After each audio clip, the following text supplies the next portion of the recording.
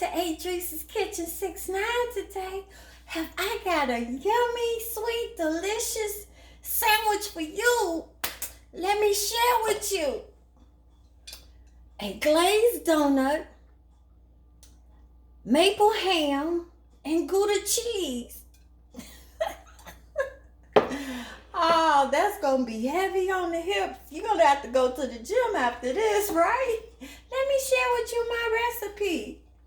Get you one glazed donut, slice it in half. Put the glazed part on the bottom of this one here, okay? I got 2 slices of honey maple ham and 1 slice of Gouda cheese. Now, I put mine in the microwave. But if you want to, you can make it like a grilled cheese sandwich. And I'm going to have a side of our Sneevies, spicy hot honey dill pickles on the side. That's going to make it really spicy. And you know I got to have a cold beer, right? Let it be a coffee stout.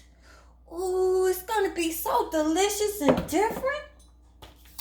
You would like any of our products, go to sunmoonproducts.com and pick you up some Sneevies.